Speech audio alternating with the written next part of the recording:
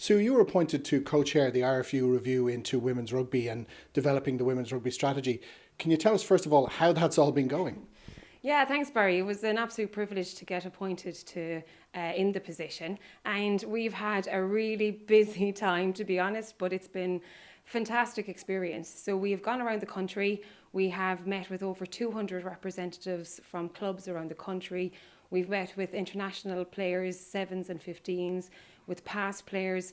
We've reached out far and wide in terms of stakeholders involved in the women's game in Ireland. And actually, one of the really exciting things coming up is that we're engaging with the youth girls that are involved in the game to get their view and their perspective. So it's been a busy time and a busy run around. But I suppose to tell you a little bit about the process and what we set up.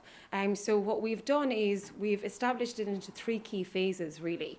And the first phase of that is a review phase. So what we want is we want a clear current picture of the women and girls game in Ireland. What does it look like? What's in place right now? And then we can consider, well, what's needed in the future. And we're coming towards the end of that phase at the moment. That will lead us into a vision, developing a vision. What does success look like for women and girls in the game in Ireland? And then the third and final part of that is actually developing that strategy that will deliver that vision for us. We know that there was negativity around the women's game at the outset of this process, but what's been your experience in terms of meeting the people on the ground who are involved in developing the game? Well, the first experience really that was just really encouraging was people came out to meet us. You know, we've met over 200 representatives from around the clubs, and they've been really straight with us around what they want.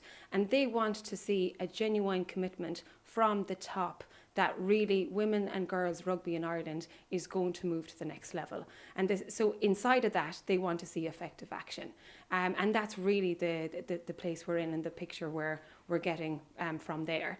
And absolutely, people have shared their views very clearly around what they're not happy with, what they want to see change going forward, and all of that is forming part of the picture. The other part of it is we really are seeing the level of activity around women and girls rugby in Ireland has really moved forward in recent years. And we're seeing that in terms of the activity on the ground. So the number of clubs in the country that have women and girls sections involved, from adult right down to mini, has really increased. So the level of activity has really expanded. And while it's not accessible all over the country at this point, it's certainly much more accessible than it was, but it certainly is something that needs to be looked at as part of the strategy going forward. And what are the next steps for the review process? Yeah, so as we come to the end of the first part where we really establish that current picture, we're into developing the vision. So what does success for women and girls rugby look like in the country? And it's really getting a clear vision of what that looks like. And then we move into developing the strategy that we are confident will deliver that picture for us. There's a real momentum, there's a real enthusiasm, there's a demand, but it's a positive demand.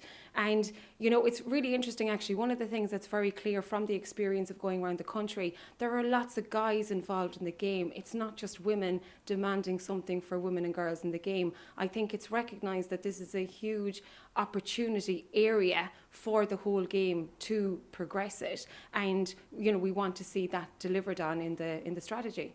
Sue, thanks very much.